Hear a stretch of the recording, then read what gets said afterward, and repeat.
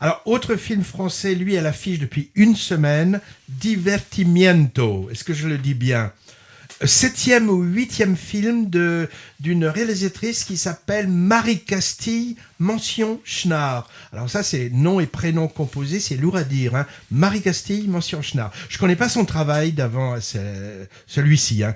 Alors il est sorti la semaine dernière. Je ne sais pas avec quel succès. J'ai pas regardé les chiffres, mais il mériterait d'en avoir en tout cas. Le sujet, c'est l'histoire réelle des débuts de la chef d'orchestre qui s'appelle Zaya Ziwani.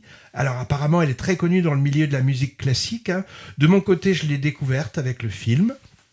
On suit dans les années 90 le parcours du combattant de cette jeune femme d'origine algérienne, issue du 9-3, et qui a réussi à force de talent, de ténacité et grâce à un soutien familial infaillible, en particulier de la part de sa sœur jumelle, musicienne aussi, à atteindre son rêve. Et son rêve, c'était de diriger un orchestre symphonique, et elle en a même créé un. Alors évidemment, scénario un peu programmatique, hein, on se doute ou on sait que tous les obstacles vont être surmontés. Alors les obstacles en question, c'est quoi? Ce sont bien sûr les préjugés d'origine sociale. Pour certains, jeunes issus du Maghreb et musique symphonique, ça colle pas trop ensemble. Préjugés sur l'origine géographique également. Hein. Le conservatoire de Stein en Seine-Saint-Denis est loin d'avoir la réputation de celui de Paris, par exemple. Hein. Et préjugés machistes aussi, bien sûr. Hein.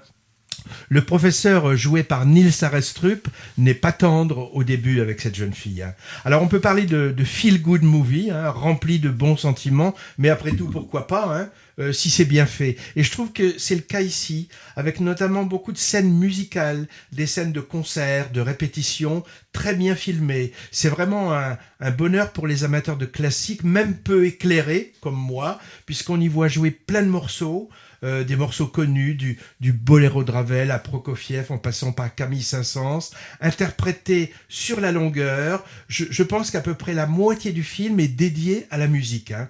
Très belle interprétation aussi de la jeune actrice qui s'appelle Oulaya Amamra dans le rôle principal. Je l'ai vu l'été dernier, donc ça fait quelque temps, au Théâtre d'Angoulême, dans le cadre du Festival du film francophone, avec à la suite, il y avait un mini-concert dirigé donc par cette Zaya Ziwani, et elle a eu vraiment une ovation debout qui a duré très longtemps pour toute l'équipe du film, la chef d'orchestre et son interprète à l'écran. Et je me suis dit que ça augurait d'un beau succès futur, mais je ne sais pas si c'est le cas. Je sais qu'il est là depuis au moins une semaine et j'ai vu qu'il restait encore. Hein. Alors c'est le hasard, hein. Il y a aussi sur les écrans en ce moment une autre chef d'orchestre féminine, c'est Cate Blanchett, dans le film qui s'intitule Tar, qu'on n'a pas encore vu, mais ça a l'air d'un tout autre genre que Divertimiento. Alors Divertimiento, au fait, c'est le nom de l'orchestre symphonique fondé par cette dame, au-delà du périph', et orchestre qui se produit maintenant dans le monde entier et partout en France.